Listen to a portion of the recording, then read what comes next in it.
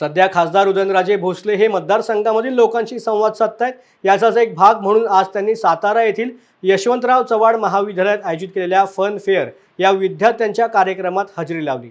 यावेळेला विद्यार्थ्यांच्या विनंतीवरून त्यांनी आपली कॉलर देखील उडवून दाखवली। एवढेच नाही तर त्यांनी महाविद्यालयामधील किस्से देखील विद्यार्थ्यांना सांगितले। यावेळेला खासदार उदयनराजे भोसले यांना पाहण्यासाठी विद्यार्थ्यांनी मोठी गर्दी केली होती।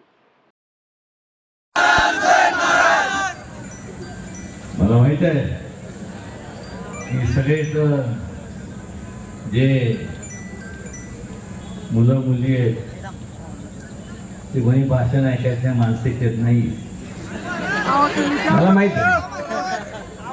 पण एक येत असताना एकाने बॅनर दाखवला, सुंदर मुली खावा पाणीपुरी।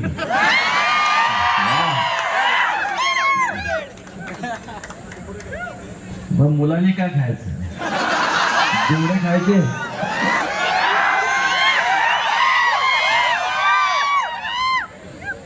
नाही, एवढा ऑर्डर करून करा, जेवढं कराल ना तेवढे जास्त खाल। फक्त एकच आहे, तुम्ही खायच्या अगोदर इथं निघून जायची, मी तेच विचार करते। या ठिकाणी संपूर्ण आपल्या सर्वांना मनापासून शुभेच्छा। आपलं हे फनफेअर आहे, हे जे स्टॉल्स आपण लावले त्यासाठी शुभेच्छा। कॉलेजचे जीवन असं असतं की त्यात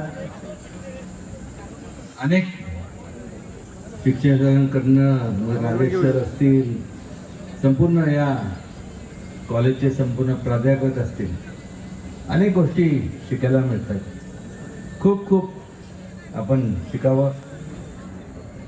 त्याचबरोबर कल्चरल ॲक्टिव्हिटीजमध्ये सुद्धा आपला सगळ्यांचा सहभाग असावा आणि त्याच्याच बरोबर संपूर्ण आपलं आरोग्य तुमचं सगळ्यांचं हे व्यवस्थित राहावं।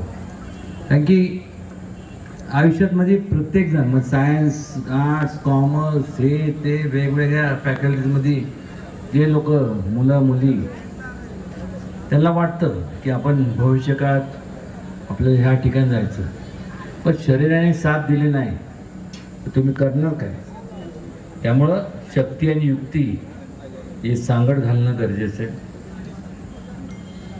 आपण ते जरूर करावं, फार मोठ्या उंचीवर जावं, जेणेकरून संपूर्ण या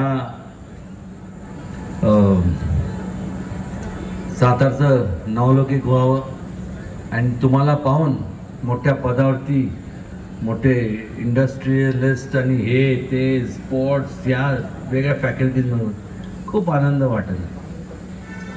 ही संपूर्ण ही जी संस्था आहे, तुमचं जे कॉलेज आहे, हे लहान होतं, अजूनही लहान आहे